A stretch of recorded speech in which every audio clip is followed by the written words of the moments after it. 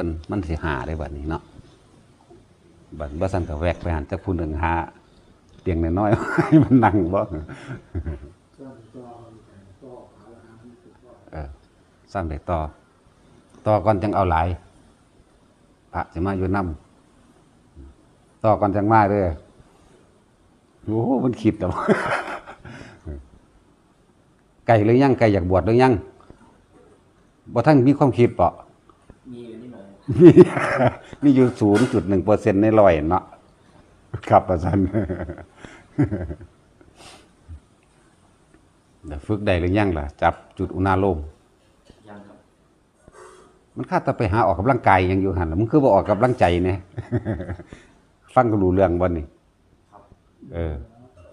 หาออกแต่กำลังกายอยู่หั่นแหละออกกำลังใจเนี่ยเว้ยเข้าใจว่ากำลังใจ เดี๋ยวภาวนาไป ที่เฮาปฏิบัติอยู่นี่เฮาปฏิบัติแบบบ่ได้บังคับบ่มีกฎระเบียบแต่ว่าทุกคนที่มาปฏิบัติอยู่นี่จะต้องบังคับตัวเองเพราะว่าในโลกนี่เบิดทุกสัตว์ชนิดนั่นแหละบ่มีผู้ใดต้องการให้ไผบังคับไผเฮาต้องบังคับตัวเองฝึกหัดปฏิบัติโดยตัวเองเมื่อได้หลักแล้วได้วิธีแนวทางในการปฏิบัติแล้วก็ให้เล็งในตัวเองนั่นแหละควบคุมตัวเองก็คือเฮาเอาทั้งใจส่วนเรื่องทางกายก็สำหรับพระก็อย่างหนึ่งสำหรับพวกเฮาเองเหมาะสมกับชีวิตในประกอบอาชีพการงานในครอบครัวแต่ว่าการทำบุญทั้งเบิดนั่นน่ะเฮามาร่วมลงที่ใจนั่นแหละคำว่าบุญน่ะแปลว่าความสงบเย็นใจในเจ้าของเองสงบในเจ้าของเองบ่มีความกังวลบ่มีความเร่าร้อนบ่มีเรื่องเดือดร้อนอหยังต่างๆที่แทรกเข้ามาเพราะว่าเฮาบ่ไปเฮ็ดเริ่มต้นแรกคือจิตเจตนาที่เฮาบ่มีจิตเจตนาในการที่ไปทำลายบุคคลผู้ใดผู้หนึ่งให้เสียชีวิตและทรัพย์สินเฮาจึงควบคุมใจของเฮาเองเป็นเบื้องต้น คือการภาวนานั่นแหละมีพุทโธกำกับไว้คำว่าพุทโธนี่มันบ่สั่งไผมันบ่หักไผเด้มันเป็นเครื่องอยู่ของความคิดของเฮาเองคิดถึงพุทโธไว้ที่นี่ต่อมาก็คือเฮามาฝึกปฏิบัติเอาจุดอุณาโลมหรือทำให้เกิดอาการปีติได้บ่แม่นของหน่อยเด้อของพวกนี้อย่าคิดว่ามันเป็นของหน่อยมันสิค่อยๆเพิ่มพอกพูนแล้วจนเกิดความเป็นชินเมื่อชินแล้วมันก็เป็นฌานเมื่อฌานแล้วมันก็เป็นญาณอยู่ในหันของมันเองแล้วนะชินเป็นฌานชินกับฌานกันเดียวกันนั่นแหละเห็นมันเกิดความเคยชินแล้วเมื่อชินแล้วมันก็จะเป็นปกติของมันเองแล้วก็จะเกิดความยังหลู่ยังหลายๆอย่างอยู่ในตัวของมันเองแต่ว่าส่วนสำคัญคือตัวเฮาเองต้องทรงให้มันได้เด้ทรงหรือรักษาหรือสติเอาสติคำว่าสติกับคำบริกรรมพุทโธนี่ต้องแนบกันตลอดเลยนี่ตั้งหากตัวสำคัญมันตัวที่เฮาต้องเฮ็ดเอาเองเนี่ยเพื่อมักตัวสำคัญเดินมักให้มันเป็นเถอะนาให้มันครอบคลุมอยู่ในนี่ถึงถ้าเท่าตื่นขึ้นจนนอนหลับพุทโธไปเรื่อยความคิดมันสิบ่วอกแวกไปหาผู้นั่นหาผู้นี่หาบุคคลที่รักหาบุคคลที่เกลียดหาเรื่องเล่าต่างๆที่มันเห็นหรือว่าตามธรรมดาดูพวกเฮาชินในความส่อแสเรื่องหาเรื่องผู้อื่นเห็นเขากำลังเฮ็ดอิหยังกันมันหยังวะเนี่ยความคิดมันสิส่งออกไปล่ะเขาเฮ็ดหยังวะเนี่ยสงสัยแล้วก็นำไปพิสูจน์ไปเบิ่งเรื่องเล่าของเขาอันนั้นอันนี้แล้วก็ไปยืนยันตัดสินน้ำเขานั่นแหละดีบ่ดีไปฟาดปากกับเขาอีกต่างหากจังหวะแต่ละคนแต่เฮาควบคุมนี่มักเป็นต้นมักสติของเฮาอยู่ในคำบริกรรมได้ตลอด แต่ว่าเฮาก็จับอาการปิติให้มันได้เอาปิติมาร่วมไว้ในระหว่างกลางหน้าผากจึงเรียกว่าจับจุดอุณาโลมเฮ็ดอยู่แค่นี้เดี๋ยวมันสิคอยพอกพูนไปเองดอกกำลังของสติเฮาก็สิมีกำลังมากขึ้นแล้วก็อาการปิติก็สิเริ่มพัฒนาขึ้นไหลไปเรื่อยคำว่าไหลนี่คือตอนแรกเฮาจับจุดขึ้นมาได้ระหว่างกลางหน้าผากได้แล้วเมื่อในระหว่างกลางหน้าผากได้แล้วความเคยชินในการภาวนาพร้อมบ่คิดออกแล้วก็พยายามทำความรู้สึกโตนี่คืออาการของปิติที่มันเกิดขึ้นระหว่างกลางหน้าผากนี่มันสิคอยซ่านขึ้นมาเต็มหนังหัวก่อนอยู่ในเงาผมมันแหละ หนังหัวเต็มไปเรื่อย ถ้าเฮาเฮ็ดไปเรื่อยๆของเฮาเอง มันสิร่วมลงมาในระหว่างกลางสมองในกลางหัวสิเป็นโล่งๆในระหว่างกลางหัว หรือบางคนก็เป็นคล้ายๆกับคือมีไฟนวลๆอยู่ในระหว่างกลางหัวเนี่ยพวกนี้ลักษณะนั้นแล้วต่อมามันคือเว้าสรุปเอาแต่ต้องอาศัยเวลาในการทำในการปฏิบัติเด้มันก็จะไหลลงมาสู่กลางอกนี่จะเป็นโล่งๆในโครงอกเลยโครงกระดูกของอกแล้วมันสิมาสุดมันมีบางสูตรธรรมะนี่แล้วก็มาสุดนี่ระหว่างสะดือระหว่างกลางท้องของเฮาเฮ็ดกลับไปกลับมาอยู่ในหันนอกนั้นแต่เฮาเฮ็ดจนชินแล้วมันสิแล่นไหลไปของมันเองผู้เฮ็ดเริ่มต้นแรกจื้อไว้นะเริ่มต้นแรกขึ้นนี่ต่อว่าก็ขึ้นซ่านบนหัวหนังหัวเฮาเองเยือบนิ่มๆนุ่มๆดอกได้ละบ่โอ้ยบักหามึงว่าได้จักอย่างนั่นแหละมันจังสิไหลเข้าสู่ในระหว่างนี้กลางสมองกลางก็บ่แม่นเป็นจุดเด้มันสิเป็นโล่งๆโปร่งๆอยู่ในสมองของเฮาเองแล้วมันจังสิค่อยไหลเลื่อนลงมาระหว่างกลางอกก็สิเป็นโล่งๆไหลลงมาระหว่างท้องก็สิเป็นโล่งๆนั่นคืออาการปิติอาการปิตินี่ต่างๆนี่เรียกว่าผลพลอยได้หรือประโยชน์ของมันโดยทางกายโรคต่างๆที่เคยมีมามันสิค่อยๆทุเลาเบาบางถึงกับหายได้นะทุกโรคพร้อมเบิดทุกโรคเลยขึ้นอยู่กับเฮาว่าเฮาสิเป็นผู้ทรงอารมณ์นี่ได้บ่ทรงอารมณ์อันเป็นกุศลได้บ่หายเร็วหายช้าขึ้นอยู่กับความมั่นคงแน่นอนของเจ้าของเองเด้อันนี้หมายถึงเป็นแค่ผลพลอยได้แต่จุดหมายจริงเฮานั้นเฮาต้องการอัปปนาสมาธิเฮาต้องการจุดสูงสุดของความสงบอันเป็นที่สุดเฮาต้องการเจโตวิมุตติหรืออัปปนาสมาธิเฮาต้องการความบริสุทธิ์ของจิตคือว่าถ้าเฮ็ดไปเรื่อยๆเถอะเดี๋ยวมันสิวึบไปเองของมันดอกแต่ว่าสิ่งที่สำคัญในขณะที่เรานั่งเนาะในขณะที่เรานั่งนี่เฮาจะต้องจับลมหายใจอย่าหลุดออกจากลมหายใจนั่งหรือยืนอยู่กับที่หรือนอนเนี่ยแต่ว่าในขณะเดินเนี่ยให้ทุกคนภาวนาไว้เดินที่บ่มีการสะเทือนทางร่างกายมากๆอาการปิติเกิดได้กวาดตาดพระเพิ่นกวาดตาดจังซี่เพิ่นก็เกิดเพิ่นก็มีอาการปิติเรียกว่าทรงฌานละอันนั้นพูดโธของเพิ่นกวาดตาดเนาะอาการของเพิ่นก็เกิดขึ้นอยู่เรื่อยๆเนี่ยเพิ่นเฮ็ดจนชินแล้วก็ขึ้นบนหัวของเพิ่นเองแล้วก็ลงระหว่างกลางสมองเพิ่นเองเพิ่นสิโล่งของเพิ่นเองเฮ็ดไปบ่คิดหยังคิดพุทโธอย่างเดียวเข้ามาคิดก็ได้คิดพุทโธนะฮะขึ้นอยู่กับการประคองของเฮาเองขึ้นอยู่กับสติของเฮาเองสิควบคุมมันอยู่บ่เด้จังว่าบ่แม่นว่ามาฝึกเอาข้าวเดียวเฮ็ดเป็นแล้วกลับเมื่อบ่เฮ็ดซ้ำจริงๆมันเฮ็ดได้ตลอดเวลาได้ตลอดเวลาสิซักผ้าล้างถ้วยล้างจานกวาดบ้านถูบ้านกินข้าวก็ได้เบิดขึ้นอยู่กับตัวเฮาเองเด้ถ้าเฮาเฮ็ดได้แล้วนั่นน่ะขอให้ทุกคนเป็นรักษาอาการนี้หรือทรงฌานนี่ทรงฌานหรือรักษาอารมณ์นี่ให้มันได้อาการนี้ให้มันได้ต่างหากมันบ่แม่นว่าทีเดียวสิเศร้าจังว่าเน้นสติของแต่ละคนถ้านั่งหลักไงคือลมหายใจต้องอยู่กับลมหายใจให้ได้หายใจเข้าพุทหายใจออกโทส่วนไผสิว่า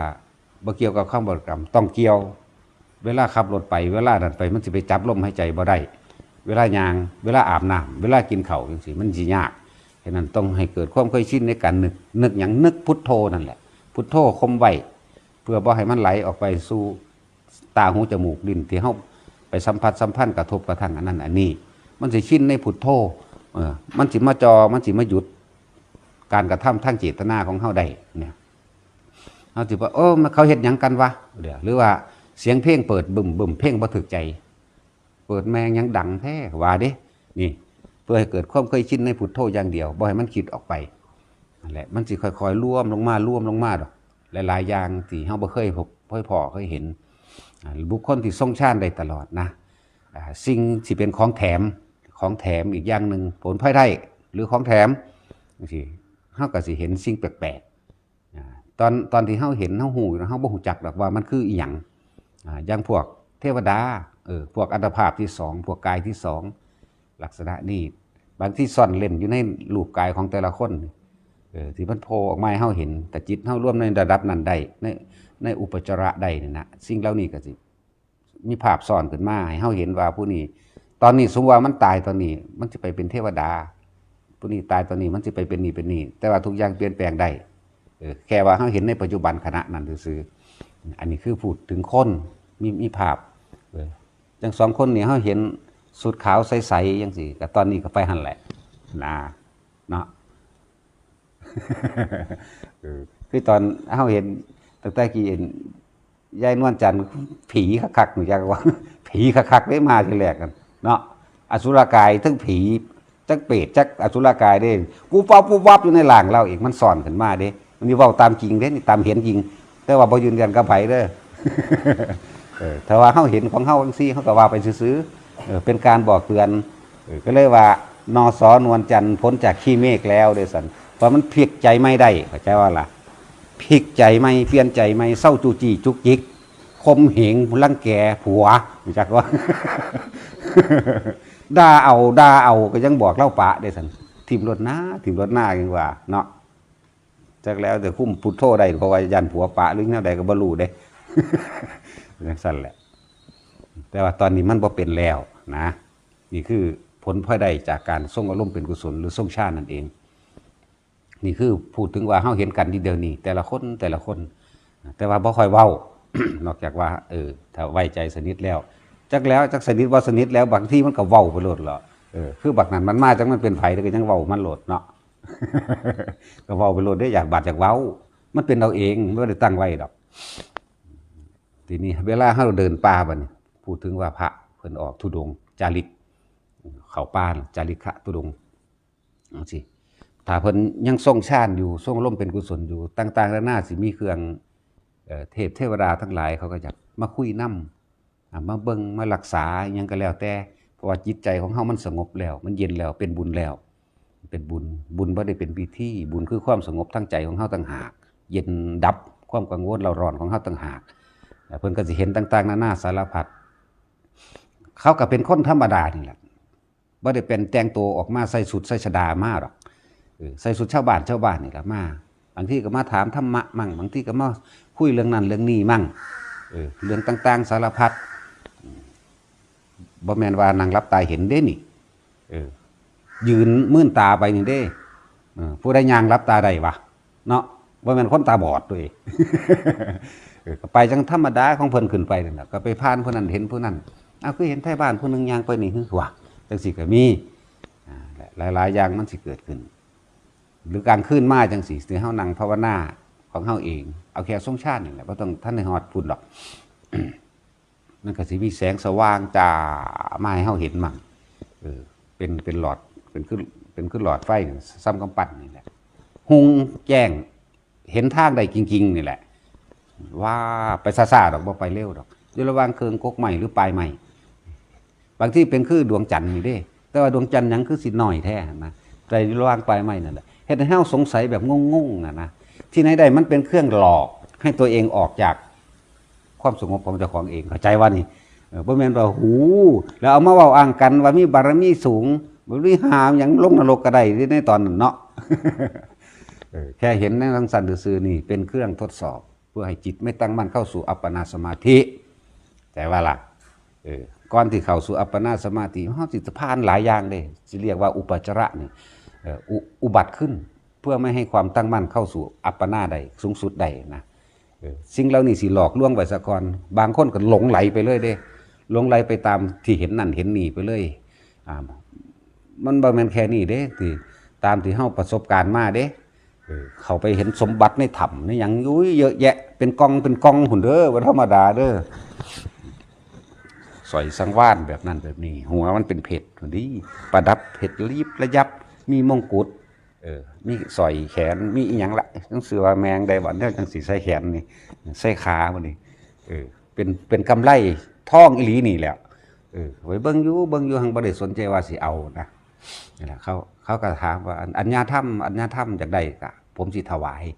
เพื่อสิเป็นสาธารณกุศลเพื่ออัญญาธรรมจะก็ไปสังวัดจังซี่นะเขาลองเฮาเด้นั่นจักว่าล่ะ บ่ว่ะสร้างว่ากูบ่ต้องใส่เงินแต่กูใส่ปากกว่าเนาะ ใส่ใจอย่างก็ความบริสุทธิ์ในการอยากให้คนถึงพระนิพพานนี่แหละเลยใส่ใจ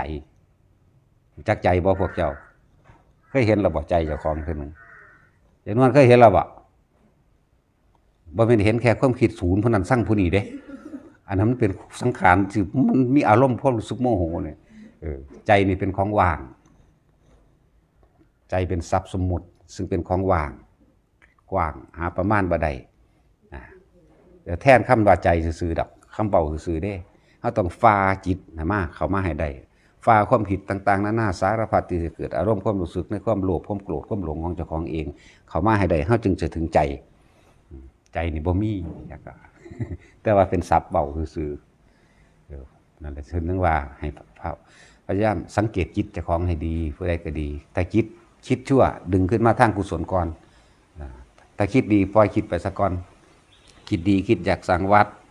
คิดอยากท่องหนังสือคิดอยากสวดมนต์บทนั้นบทนี้คิดอยากภาวนาคิดอยากสร้างพระพุทธรูปคิดอยากเฮ็ดอะไรที่ช่วยเหลือผู้อื่นปล่อยคิดไปก่อนเป็นธรรมดา แนวมันนี้เพิ่นทั้งว่า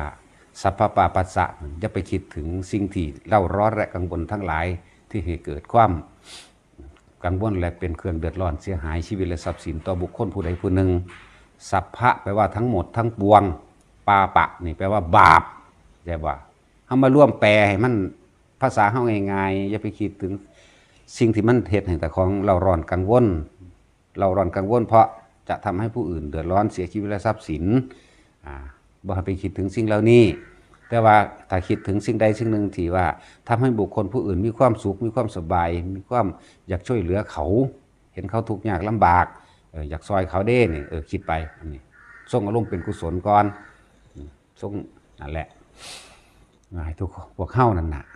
การทำงานกับการปฏิบัติธรรมมันร่วมกันเป็นหนึ่งได้โดยว่าต้องใส่พิธี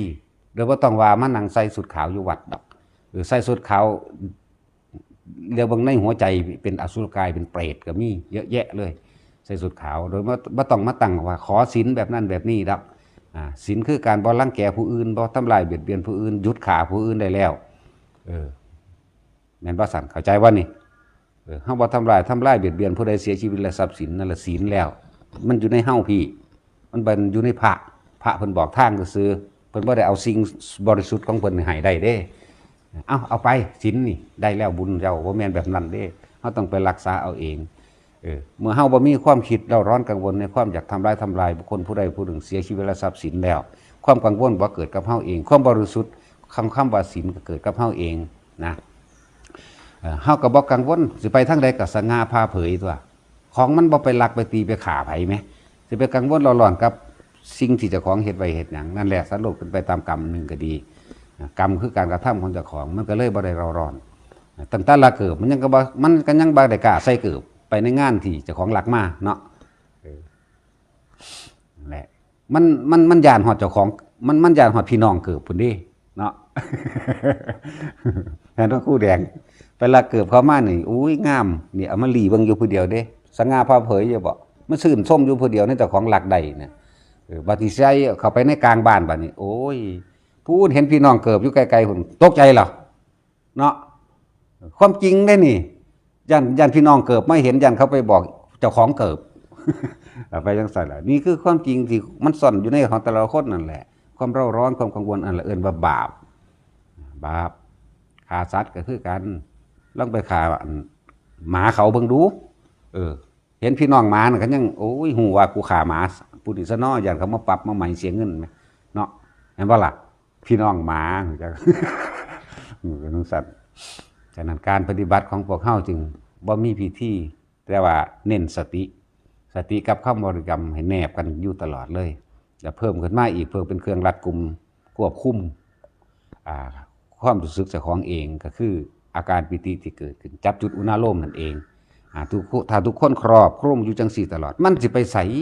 นิพพานนั่นน่ะมันนั่งสิไปของมันเองดอกนาเฮ็ดไปเรื่อยๆให้มันครอบคลุมอยู่เจ้าของตลอดแต่ละคนบัดนี้สำคัญสุดอยู่ที่ตัวเองเฮ็ดเองเด้เพิ่นบอกวิธีแนวทางให้แล้ว เฮ็ดได้แล้วซ้ำนี่แล้วอยู่ที่ว่าเจ้าของสิทำสันตตินี่ให้มันสืบต่อให้มันเนื่องกันอยู่ ต้องสืบต่อเนื่องเด้ว่ามันเฮ็ดข้าวเดียวได้แล้วหูจักแล้วเอาไปคุยอยู่ฟอสันนะหลายๆอย่างนั่นแหละต้องเข้ามาปฏิบัติคำว่าปฏิบัตินี่คือปฏิบัติทั้งใจเฮานั่นแหละเฮาสิเห็นหลายๆอย่างในอภินิหารต่างๆคำว่าอภินิหารบ่แม่นของลึกลับดอกสิ่งที่เฮาบ่ค่อยเห็นว่าง่ายๆเนาะภาษาผีภาษาเปรตเทวดาอินพรหมซื่อสิอภินิหารมาทางใดภาษาสั้นๆคือเฮานี่แหละบ่ต่างกันดอกหรือเอิ้นว่าอภินิหารหลายๆอย่างในอาการปิตินั่นก็สิขอรักษาโรคอย่างหนึ่งนี่คือผลพลอยได้หรือผลของการทรงฌานก็สิให้เฮาเห็นสิ่งลึกลับต่างๆนานาที่สำคัญคือเฮารักษาใจเฮาบ่ให้คิดหลายต่อผู้อื่นนั่นเองความบริสุทธิ์มันก็เกิดขึ้นมาในนี่ของมันเองนั่นแหละจุดหมายสูงสุดในการทำสมาธิคืออัปปนาสมาธิเป็นผู้มีความบริสุทธิ์โดยจิตคำว่าบริสุทธิ์มันก็บ่มีหยังบ่คิดร้ายคิดดีกับไผแล้วในตอนนั้นในตอนที่มันเข้าสู่อัปปนาสมาธินั่นแหละเจโตวิมุตติอย่างหนึ่งแล้วคำว่าปัญญามันก็จะเกิดขึ้นในขณะที่เฮาเดินมรรคไปนี่แหละในขณะที่เฮาเห็นเรื่องนั้นเรื่องนี้ทุกอย่างก็บ่เที่ยงแท้ทั้งนั้นเฮ็ดอีหยังก็มันก็แค่นั้นแหละไปเรื่อยบัดนี้เฮาก็สิค่อยๆไหลเข้าไปสู่การเห็นอนิจจังความไม่เที่ยงแท้แน่นอนของสรรพสิ่งทั้งโลกของคนและสัตว์ของวัตถุหยังก็แล้วแต่เฮาเข้าไปยึดมั่นล้วนแล้วแต่เป็นทุกข์ทั้งเบิดเลยและเฮาก็ไปเห็นในความว่าความดับไปความสูญหายไปสิ้นไปคืออนัตตาอนิจจังทุกขังอนัตตาเมื่อเห็นอนิจจังทุกขังอนัตตาเห็นโดยความรู้สึกพร้อมบ่แม่นแค่ว่าการคิดแล้วสรุปผลลงเด้ว่าต้องเป็นจังซั่นแต่ว่าตัวเองยังทุกข์อยู่ทั้งที่รู้อยู่รู้แค่ความคิดแล้วสรุปผลลงได้บ่คือการคลายออกจากความรู้สึกว่าอนิจจังทุกขังอนัตตาเที่ยงแท้แน่นอนเลยในตัวเฮาเองเฮารู้แล้วนี่ปึ๊บคำว่าสุญญตาก็ดับไปขาดออกจากการยึดมั่นถือมั่นในความมีความเป็นมีเป็นตนเองเข้าใจว่ามีเป็นแต่ของเองบ่มีตนบ่มีตัวแล้วสุญญตาแปลว่าอย่างสุญญะคือแปลว่าขาดหายไปจริงแต่ว่ามันจากคำว่ามาจากสัญญาตามาจากคำว่าอัตตาเนี่ยความถอดถอนอัตตาตัวตนได้แล้วเรียกว่าสุญญตาเมื่อสุญญตาได้แล้วสัญญาเวทิยตานิโรธก็เกิดขึ้นเท่านั้นแหละสัญญาดับไปก็บ่มีความรู้สึกคำว่าความรู้สึกบ่ได้หมายเอาความรู้สึกทางกายความรู้สึกทางใจที่เคยมีมาก่อนว่านั่นเป็นเรานี่เป็นของเราจริงๆบ่มีจักอย่างเลยบัดนี้มันก็เลยเป็นเนตังมะมะเนโสหมัสสมิเนี่ยมันก็ไหลเข้ามาสู่ความไม่มีเป็นสั้นดับคือบ่มีความรู้สึกในความปรารถนาใดๆอีกแล้วทั้งสิ้นพอ